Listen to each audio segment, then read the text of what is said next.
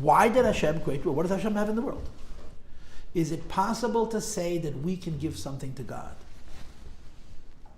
Or to quote Rabbi Friedman, does God need us? This is an argument between the Kabbalists and the philosophers, between the Chachamim and the Mekubalim. The philosophers say impossible.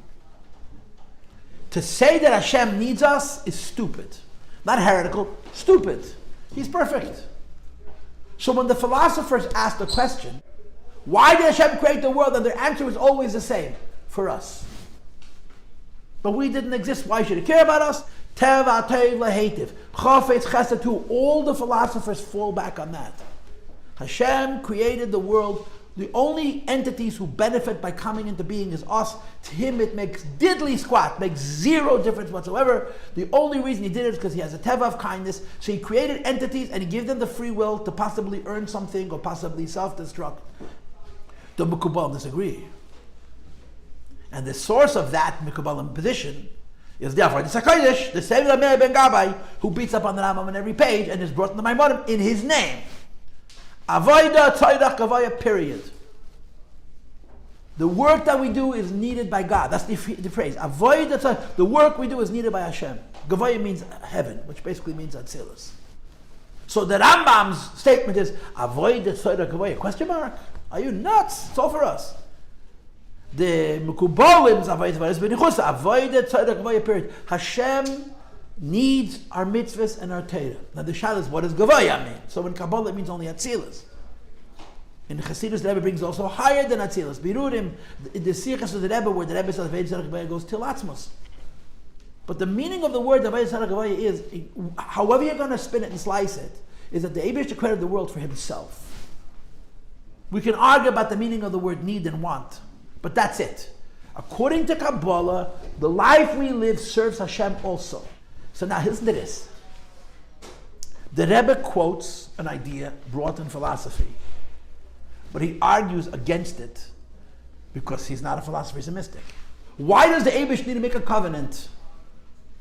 Why does he make a pact with us that I'll never break it, that the Noach's covenant is for Teva, Avram Avinu's covenant is for Teinu Mitzvahs, and Meshach's covenant for Teda, for Tshuva? Why do you need a covenant? What's wrong with Hashem saying, I'll give you my word?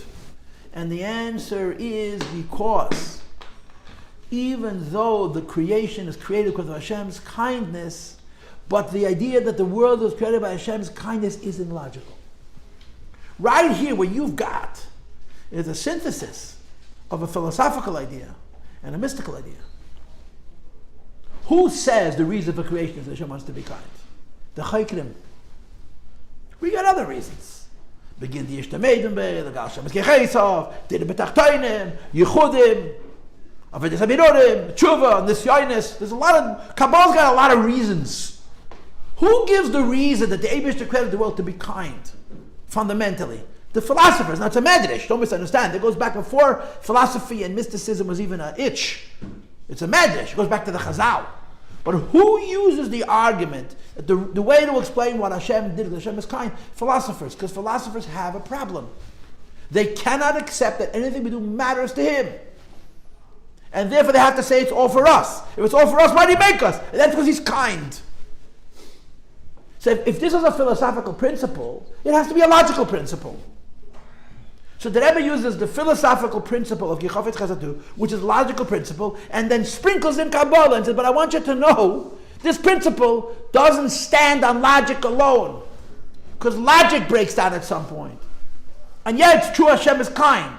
But it isn't true that Hashem's kindness makes sense. So if Hashem is kind, He made the world because He's a nice guy. Hashem made the world because He's kind. Chafetz Chesed, Hashem is desired to be kind. That's why He made the world. So l'cha'ira, if He made the world because He's kind, and He gives you His word, I give you my word of honor, I'll never destroy the world again. I made a purified world after the Mabul, I'll never destroy the world again. Hashem broke the barrier between heaven and earth. He gave us the Torah is forever. All the wonderful things Hashem, all the three things that Hashem gave us His word. Why does He have to make a covenant?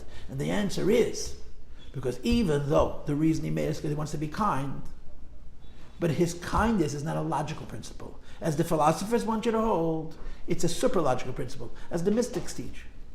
And therefore, if the situation changes, the word goes away. Unless he promises. But that's what's going on here.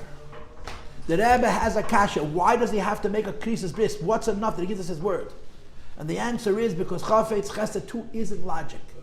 The problem with that is the people who say chafetz chesed believed in God being logic.